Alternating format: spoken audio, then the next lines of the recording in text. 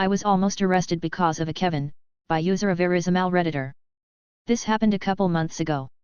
To set the scene, I, 19M, was walking through the supermarket to grab some beers and snacks. I was dressed in a dark blue shirt, so I see why he mistook me for an employee. This middle-aged looking man dressed like Jerry from Rick and Morty approached me and demanded I go get him his groceries and shoved his grocery list at me. I tried to say I don't work here, but before I could say the word work, he said go do it. All you lazy employees say the same things. I hand him his grocery list back and go to walk away, when he very aggressively grabs my shoulder and spins me around. To combat this, while still spinning I get a punch/palm square on his nose. The palm wasn't super hard, but he exaggerated it by going backwards into the shelf, knocking everything over. He screams assault, and quickly dials 911. Skip to when cops arrive, he starts immediately saying how when he politely asked for some help, I suddenly got hostile and punched him. Cops look at the camera footage, which unfortunately have no sound. At the angle we were at it appeared as though he had only tapped me on the shoulder. One of the officers went to put me in handcuffs, as it appeared that I hit him very hard. Luckily, he had squeezed my shoulder hard enough that it left a pretty good mark. I showed this mark, but the officers looked skeptical. I asked them to look closer at where his finger entered frame and you could see that he grabbed and spun me around. You could see color drain from his face as he realized he was screwed. The cops didn't arrest him unfortunately, but they did chew him out pretty good. After that very long encounter, I finally went home and enjoyed some beers with my buds. Almost sold a rabbit to someone while applying for a job, by user Evalzippo. So, I'm betting on the general assumption that someone in dress clothes being mistaken for a store employee. In fact, I was actually applying for a job at this store, so I was also a guy in dress clothes, typing away at a computer console. So, double threat for being mistaken as an employee. So, I was hammering away on my application, which basically consisted of me copying my info from a random job application I carried with me to copy what I hadn't memorized, and I was making all right progress. Then someone asked, "Can I ask you a question about these rabbits?" I've had rabbits before as pets, so I didn't mind giving her some info just because she asked. So, I continued with my application and she continued to admire and talk to the rabbits. She asked me another few questions as I continued and was basically ready to adopt this pet, just from my help. As I finished applying, and started to put my things away, she asked if she could hold the rabbit she was interested in and was shocked when I told her I didn't work there. I walked up to the counter, got the attention of an employee and had them take over helping the lady. She didn't end up going for this rabbit as a pet, but she made sure to tell them I almost made a sale. I didn't get an interview, but had I got one, I had a funny story ready to tell if I did. You work for a different company? Check me out anyway, by user sporks_of_doom. Long time lurker, first time poster. Also, I am writing this on a phone, so sorry about formatting. TL, DR at the bottom. Cast. OP, take a wild guess, me. CG, chip guy. AM, awesome manager, happens to be black. This is important later. Context. I work as a merchandiser for a company contracted to handle a very popular US soda brand, as well as some energy drinks and canned coffees. For those who don't know, for certain high-selling items, stores, usually grocery stores, but not always, have a hard time keeping up with keeping shelves and displays full, so they contract merchandisers to come and do it for them. Plus, since merchandisers have a more specific set of items to handle, they have more time to make these high-traffic areas look nice. Us merchandisers do not work for the store, though we take some direction from the managers. We wear different uniforms, in my case, a t-shirt with the name of our flagship soda, and, most importantly, do not have access to any of the store systems. I 100% understand why many people think we work for the store. That isn't what this is about. If a customer asks me a question I can answer, or help that I can provide, I will help them. If I can't help them, I will explain that I work for a different company and they will have to talk to a store associate. If they are polite or business is slow, I'll help them find one. Most customers take this explanation graciously and apologize before getting help from someone who can help them. This story is about one of the people who couldn't recognize that story. It was toward the start of my day, about 6:30 a.m.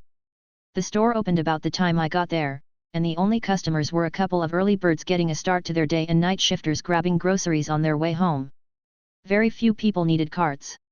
Only one register was open, with a small line. I was working on restocking the cooler at the register next to the open one. Out of the corner of my eye, I see CG.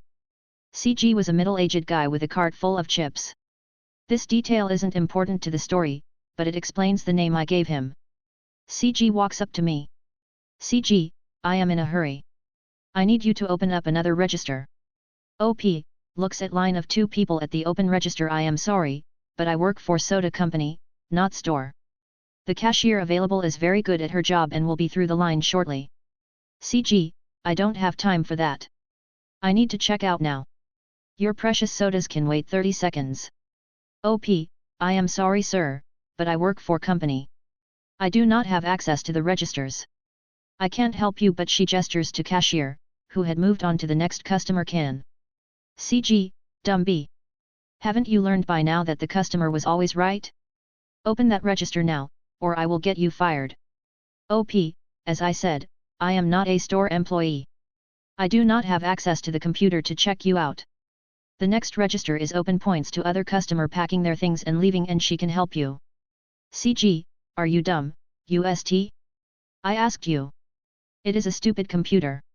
You push a couple buttons and take my money. A beetle could do your job better than you. This is the reason this country is sh*t. All you young people are too busy doing drugs, getting piercings, and having sex with whoever you want, and you won't even learn to use the D computers you insist are so important. Just for the record, I don't wear any piercings, nor did I indicate my sexual preference in any way. I also am about to graduate in cybersecurity, but I didn't bring that up for fear that he would want me to break into the computer. I saw AM coming up. AM is a great manager and I knew he would back me up. The only reason I hadn't already called for him to back me up is that he usually didn't get in until 7, along with the other managers. He happened to come in early today. In fact, he was still wearing his coat and bag, indicating he hadn't been to his office yet. AM, may I help you? CG, you need to fire this dumb bee. She is refusing to do her D job and check me out. AM, sir, that language is highly inappropriate. She works for company. She is not wearing a store uniform. She doesn't need to put up with your bulls, but she has, because she is a good person. If she decided she wanted to work for store instead, I would hire her in a heartbeat. You have exactly one chance to apologize to OP and check out at the other register. If you don't like that option, you are welcome to get out and get your chips at another store. CG, you dumba. You N are the same. You probably only let this bee stay here because she has sex with you in your office. I am a friend of former store owner and I will have both you're fired. AM, funny. I didn't see you at former owner's funeral. He sold the company years ago when he started having health problems. He hasn't had a say in how this store is run since then, but he is one of the best people I have known. There is no way he would have stood for this. You have cussed out me and OP. You have exactly 3 seconds to leave before I call the cops. CG stood there for a second, then actually left once AM go on the phone with the cops. Unfortunately for him, he left with his cart, so AM still got the cops to go after him for theft. TL, DR, dude thinks I am lazy/stupid for refusing to use a computer I don't have access to. Manager calls the cops on him. Edit because people are asking the same couple questions. The cops arrived after the guy left, but AM, being a legend, got a picture of his license plate. The cops came and got our statements and found out who the car was registered to. After the cops left, store did an inventory of their small electronics section, the only really valuable stuff in the store, because a dude freaking out over chips and running off with the cart is super suspicious. They found that a pair of expensive headphones was missing from the case. Their best guess is that he managed to grab the headphones somehow and buried them in the chip cart, hoping that whoever checked him out would be in too much of a hurry to notice the headphones. I had to leave not long after they came to this conclusion, so that is all I know for now. I may have an update when I get into work tomorrow. Edit number 2, update: the police caught the guy last night. AM stopped by the police station to identify him in a lineup.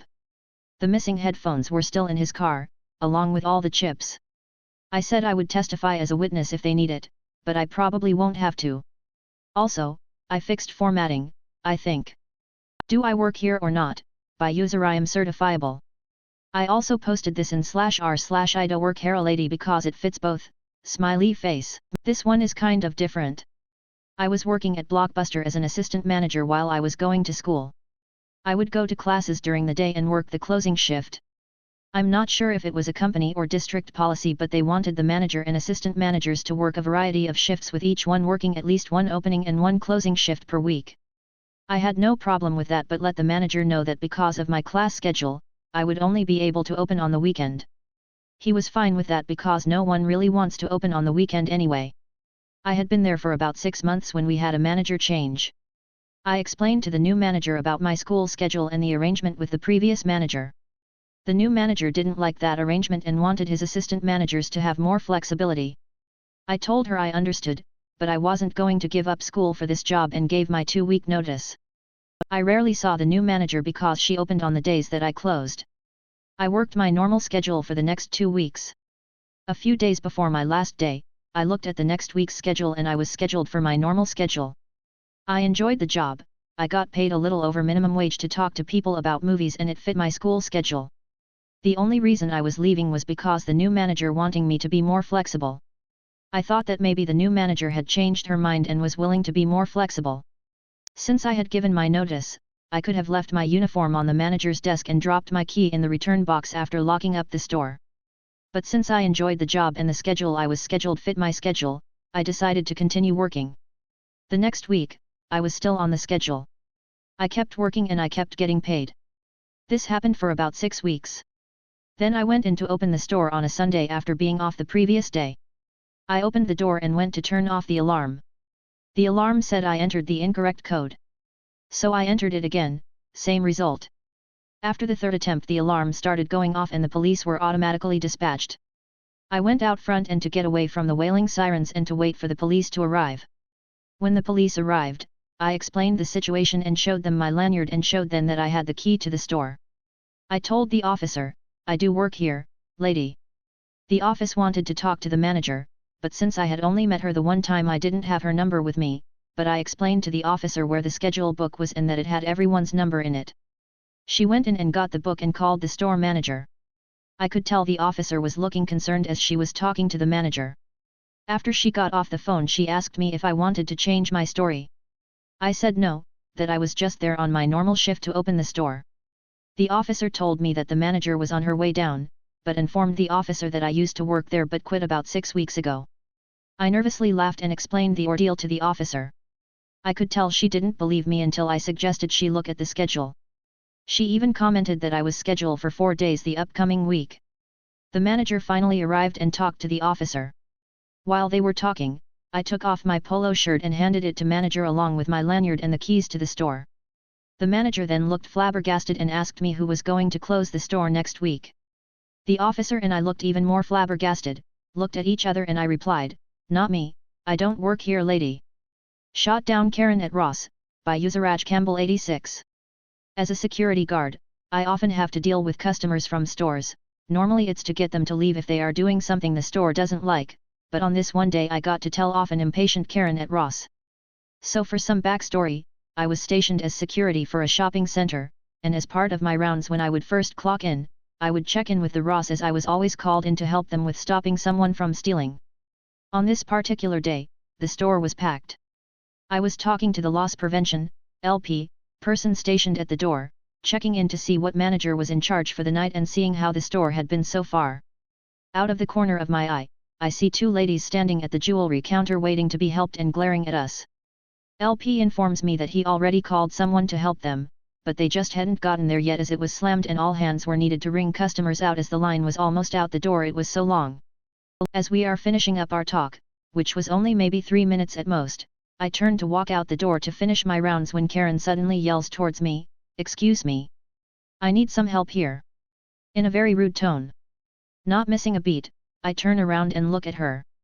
"Ma'am, he already called someone for you," points to LP. "As you can see, they are swamped and the line is long. Maybe you should grow some patience and learn to wait your turn." I then walked out of the store with the biggest smile on my face and my inner customer service rep clapping at finally being able to tell a Karen off.